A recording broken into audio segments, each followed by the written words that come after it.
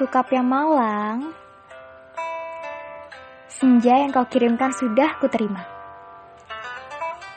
Kukira sama, lengkap seperti ketika engkau memotongnya di langit yang kemerah-merahan itu. Lengkap dengan bau laut, desir angin, dan suara hempasan ombak yang memecah pantai. Ada juga kepak burung-burung, lambaian pohon-pohon nyiur dalam kekelaman.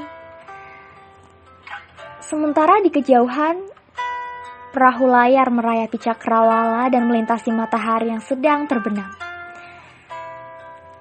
Aku pun tahu Sukap, senja yang paling keemas-emasan sekalipun hanya akan berakhir dalam keremangan yang menyedihkan.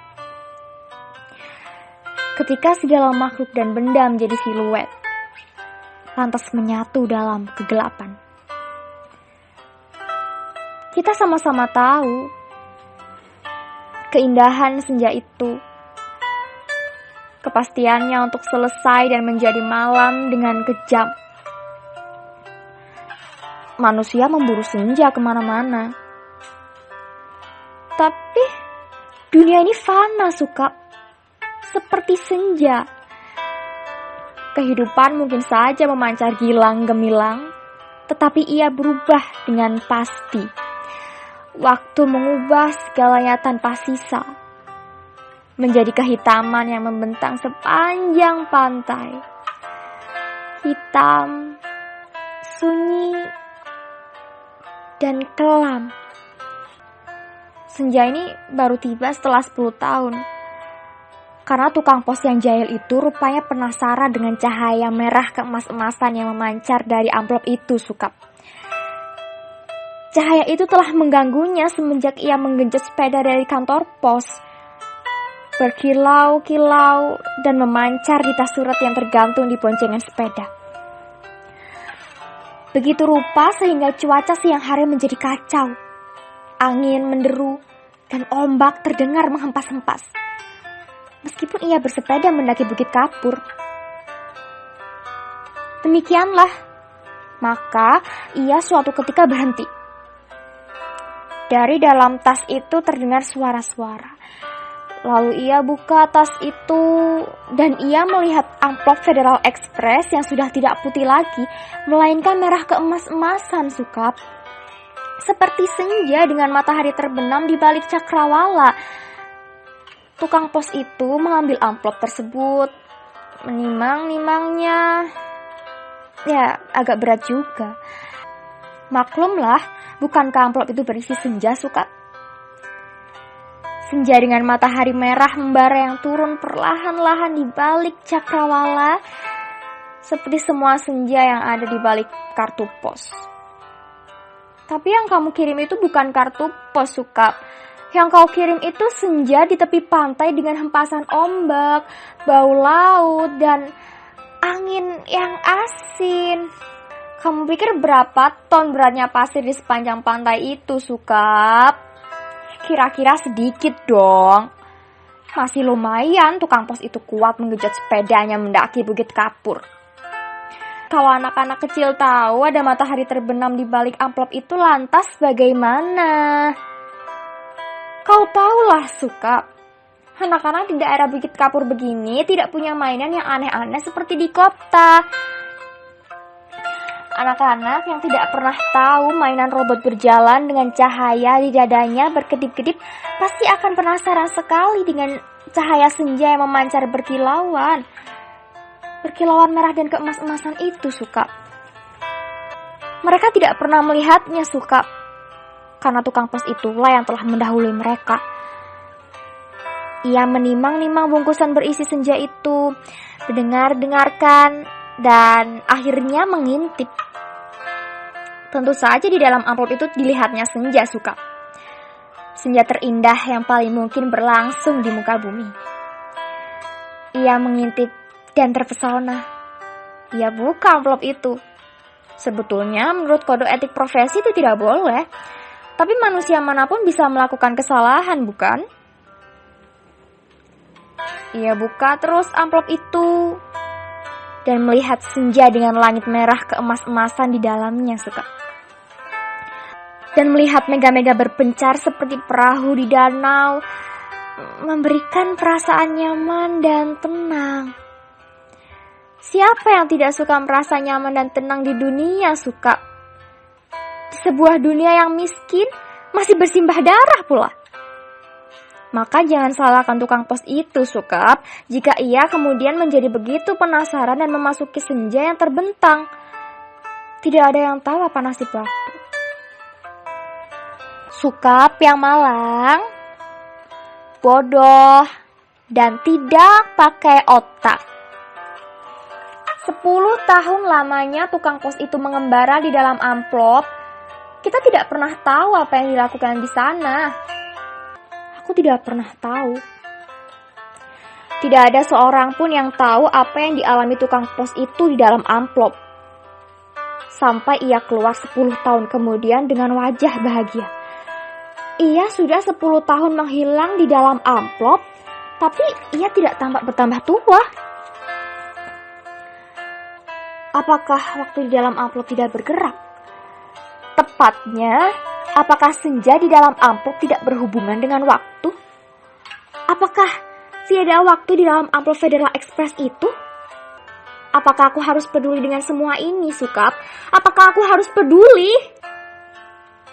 Sukap yang malang, goblok, dan menyebalkan.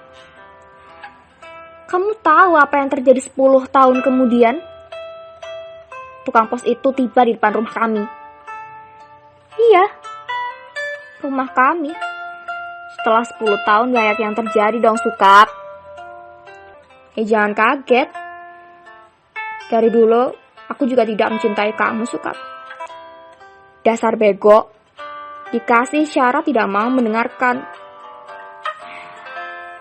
Sekali lagi, aku tidak mencintai kamu.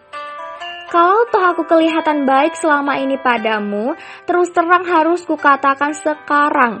Sebetulnya aku cuma kasihan. Terus terang aku kasihan sama kamu, Sukap. Mencintai begitu rupa, tapi tidak tahu yang kamu cintai sebetulnya tidak mencintai kamu. Makanya jangan terlalu banyak berhayal, Sukap. Pakai otak dikit dong. Hanya dengan begitu kamu akan selamat dari perasaan cintamu yang tolol itu. Tapi bukan cinta tai kucing ini yang sebetulnya ingin kuceritakan padamu, Sukap. Soal cinta ini sama sekali tidak penting. Kamu harus tahu apa akibat dari perbuatanmu ini, Sukap. Mengirim sepotong senja untuk orang yang sama sekali tidak mencintai kamu. Tahu apa akibatnya? Begitu tukang pos itu pulang, setelah menceritakan kenapa kiriman Federal Express bisa terlambat 10 tahun, ku buka amplop berisi senja itu, dan terjadilah semua ini. Apa kamu tidak tahu, Sukap? Senja itu meski cuma sepotong, sebetulnya juga semesta yang utuh. Kamu kira matahari terbenam itu besarnya seperti apa? Seperti apem. Kalau sepotong senja itu di dalam amplop terus sih gak apa-apa. Tapi ini keluar dan lautnya membeludak tak tertahankan lagi. Bagaimana aku tahu amplop itu berisi senja, Sukap? Aku bukan penghayal seperti kamu. Setelah amplop itu kubuka dan senja itu keluar, matahari yang terbenam dari senja dalam amplop itu berbenturan dengan matahari yang sudah ada. Langit yang biru bercampur aduk dengan langit yang kemerah-merahan yang terus-menerus berkeredap menyilaukan karena cahaya keemas-emasan yang menjadi semburat tak beraturan. Senja yang seperti potongan kue menggelegak. Pantai terhampar seperti permadani di atas bukit kapur. Lautnya terhempas langsung membanjiri bumi. Segalanya kacau, Sukap. Gara-gara cintamu yang tidak tahu diri. Sukap yang malang. Paling malang. Dan akan selalu malang. Aku menulis surat ini dengan kertas dan pena terakhir di dunia. Di atas puncak Himalaya. Air laut kulihat makin dekat. Setidaknya setengah jam lagi tempat aku menulis surat ini sudah akan terendam seluruhnya. Akan kukirim kemana surat ini? Barangkali kamu pun sudah mati, Sukap. Sedangkan di puncak tertinggi di dunia ini tinggallah aku sendiri. Semesta dalam amplop itu telah menjadi pemenang dalam benturan dua semesta. Namun semesta dalam amplop itu cuma sepotong senja. Sehingga dunia memang tidak akan pernah sama lagi. Kalau aku mati, bumi ini akan tetap tinggal senja selama-lamanya. Dengan matahari terbenam separuh yang tidak pernah turun lagi. Langit merah selama-lamanya. Lautan jingga selama-lamanya. Tapi tiada seorang manusia pun memandangnya. Aku akan mengakhiri surat ini. Akan kulipat menjadi perahu kertas dan kulayarkan ke laut lepas. Bukan tidak mungkin surat ini akan terbaca juga. Entah bagaimana caranya, namun siapapun yang menemukannya akan membaca kesaksianku. Jika tidak, aku pun tidak tahu apa nasib waktu. Kupandang senja yang abadi sebelum melipat surat ini. Betapa semua ini terjadi karena cinta. Dan hanya karena cinta. Betapa besar bencana telah ditimbulkannya ketika kata-kata tak cukup menampungnya. Kutatap senja itu masih selalu begitu. Seperti menjanjikan suatu perpisahan yang sendu. Selamat berpisah semuanya. Selamat tinggal. Alina.